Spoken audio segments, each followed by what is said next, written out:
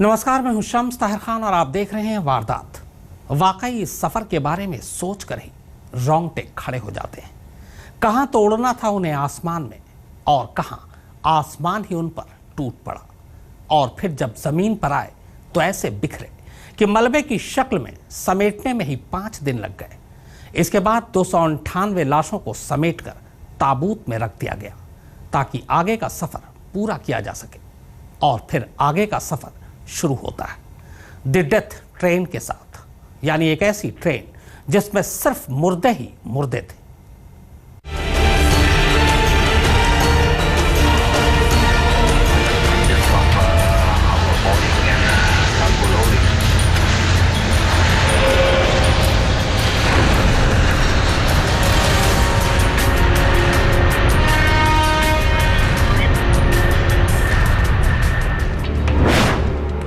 आसमान का ये सफर यूं खत्म नहीं होना था। हवा से जमीन पर इन्हें यूं नहीं उतरना था। उतरे भी तो यूं नहीं बिखरना था और बिखरे तब भी यूं मलबे में तब्दील नहीं होना था, क्योंकि सब इंसान थे, मलबा नहीं जिन्हें बटोरा जाए। वाह रे किस्मत और वाह रे इंसान जो जमीन के चंद टुकड़े जीतने के लिए आसमान से लेकर जमीन तक इंसानी लाशें हवा में उड़ाता फिर रहा है। जरा देखिए इन्हें। 17 जुलाई तक ये सब जीते जागते इंसान थे, हंस रहे थे, खुश थे और उसी खुशी में चूर हवाई जहाज में उड़े अपनी अपनी मंजिल के लिए। पर अफसोस सफर अधूरा रह गया, मंजिल दूर।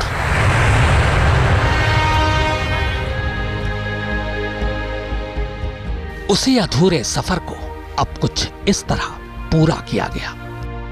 हवा में जिस सफर का आगाज हुआ था, उस सफर को आगे बढ़ाने के लिए जमीन पर एक ट्रेन खड़ी की गई। उस ट्रेन में 298 मुसाफिरों को ताबूत में लिटाया गया। ताबूत में लेटे भी कुछ पूरे थे तो कुछ टुकड़ों में। मालूम नहीं हर एक अपने घर तक पूरा भी गया या फिर दूसरों के जिस्म के टुकड़ों को अपने साथ ले गया। चारा भी तो नहीं था कि सबकी सही सही पहचान हो सके। खैर, 298 लाशों को ट्रेन में सवार किया जाता है और इसके बाद ट्रेन चल पड़ती है। शायद ये दुनिया की पहली ट्रेन होगी जिसकी हर सीट पर बस मुर्दे थे। इसीलिए इस ट्रेन को नाम मिला द डेथ ट्रेन।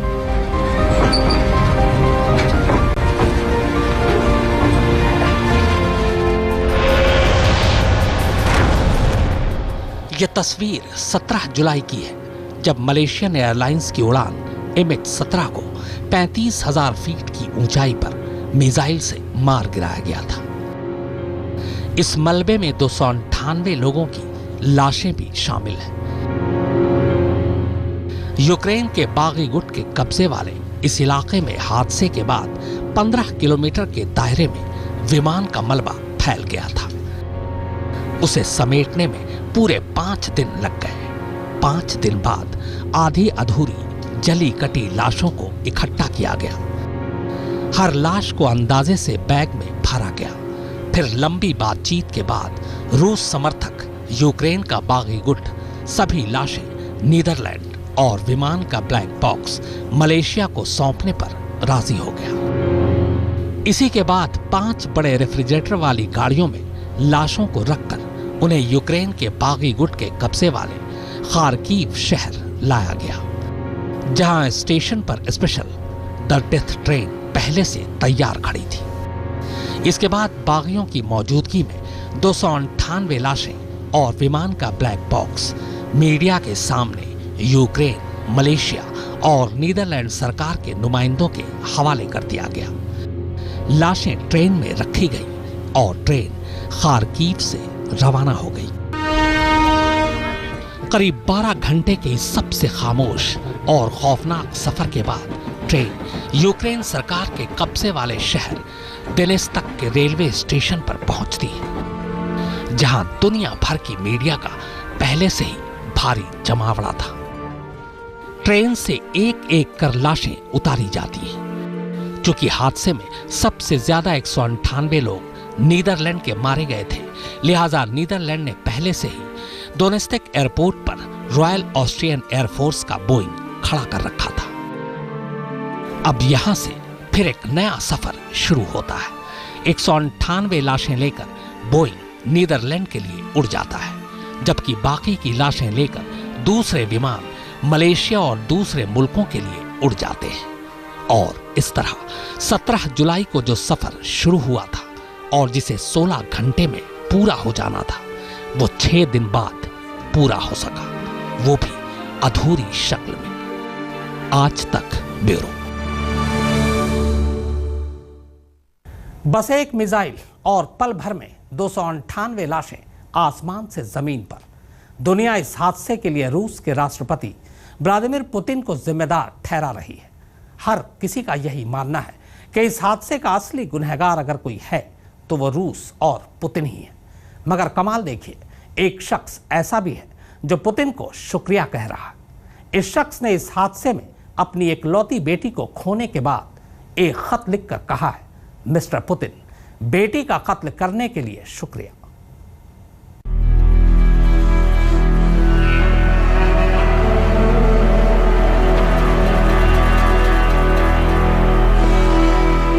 ये भीड़, ये गम, ये गुस्सा और ये टी शर्ट, ये सब बता और जता रहे हैं कि तुम ही हो, तुम ही 298 लोगों की मौत के जिम्मेदार। जी हां, इस टी शर्ट पर तस्वीर रूस के राष्ट्रपति पुतिन की है।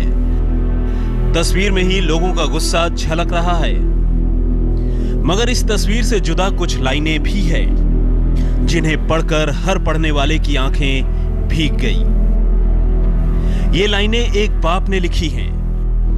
उस बाप की इकलौती बेटी भी उसी विमान में सवार थी। छुट्टियां बिताने वो अपनी मां और भाई के पास जा रही थी, मगर एक अनजान मुल्क के अनजाने आसमान ने उसका सफर वक्त से पहले ही खत्म कर दिया। इस बदनसीब बाप का ये खत पुतिन, यूक्रेन के बागियों और यूक्रेन सरकार के नाम है। मिस्टर पुतिन, अलगाववादी नेतागण और यूक्रेन की सरकार, मेरी इकलौती प्यारी बेटी एल्सेमिक द बोस्ट का कत्ल करने के लिए आप सबका शुक्रिया। मुझे उम्मीद है कि दूसरे तमाम बेगुनाहों, नौजवानों और आने वाली पीढ़ियों के साथ मेरी बेटी को मारकर आप ज़रूर गौरवान्वित महसूस कर रहे होंगे। और मुझे यह भी यकीन है कि कल सुबह जब आप आईने के सामने खड़े होंगे, आपको फिर से इसी गौरव का अनुभव होगा। वो अपनी माँ और छोटे भाई के साथ कुछ वक्त गुजारने के इरादे से मलेशिया जा रही थी।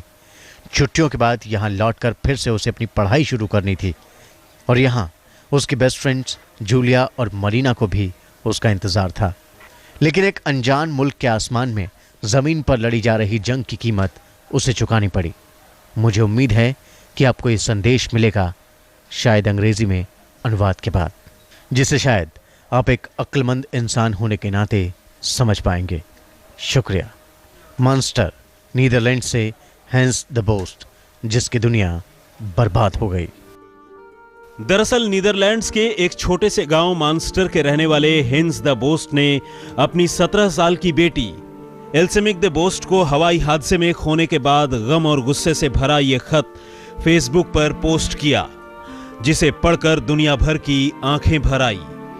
बोस्ट की बेटी एल्सेमिक द बोस्ट भी उसी मलेशियाई एयरलाइन में सवार थी जो नीदरलैंड्स के एम्स्टर्डम से कुआलालंपुर की उड़ान पर था।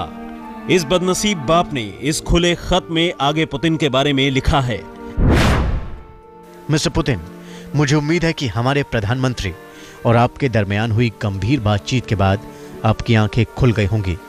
मुझे पता है कि आप इससे प्रभावित हैं, और मैं प्रभावित होऊंगा अगर आप हादसे वाली जगह की हिफाजत अपनी रूसी फौज से कराएं, ताकि डच जांचकर्ता अपना काम कर सकें। अब एल्सेमिक के पिता हेंस द बोस्ट के पास अपनी इकलौती बेटी की यादों के सिवाय जीने को और कुछ भी नहीं। काश फिर किसी बाप को ऐसा कोई खत कभी ना लिखना पड़े।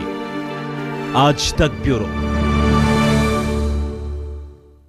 जमीन से 35,000 फीट ऊपर आसमान में 298 मुसाफिर और क्रू मेंबर्स को लेकर मलेशियाई एयरलाइंस का विमान MH17 बेफिक्र उड़ा जा रहा था। ऊंचाई, रफ्तार और मौसम सब कुछ ठीक था कि तभी 35,000 फीट नीचे जमीन पर बैठे कुछ लोगों की नजर उस विमान पर पड़ती है। इसके बाद वो अचानक एक मिसाइल का रुख विमान की तरफ मोड़ देते हैं और मिसाइल दाग देते हैं। 17 जुलाई शाम करीब 5:30 बजे यूक्रेन की हवाई सीमा।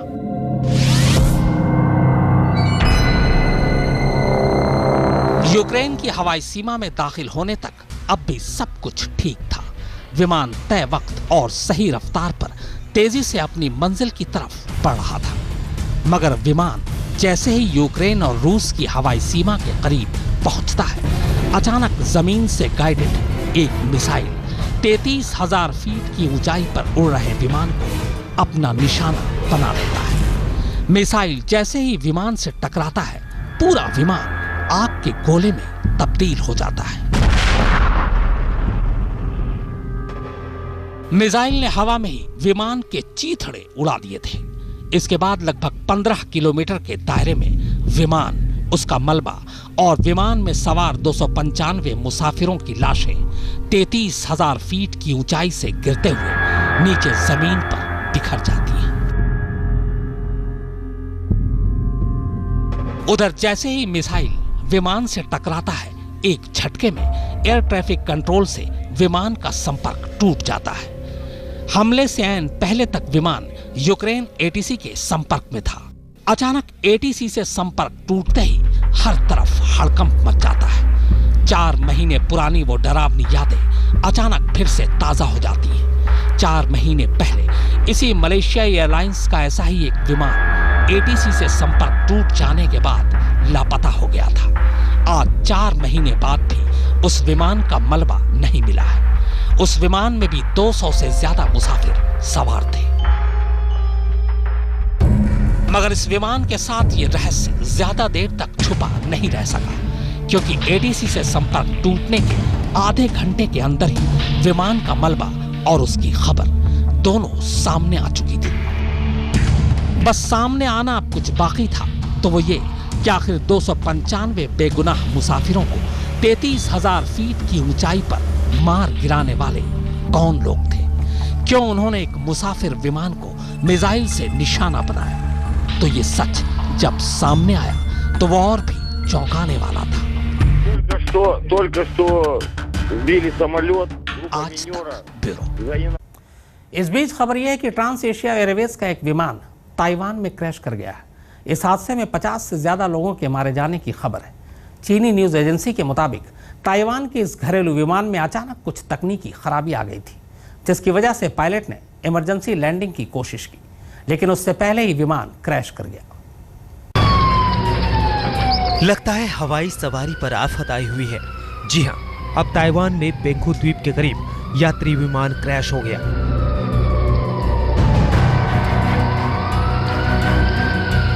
आप अफरा तफरी और मलबे की तस्वीरें देख सकते हैं। हम आपको बताते हैं कि इस हादसे में 45 लोगों की मौत और 7 यात्रियों के घायल होने की खबर है।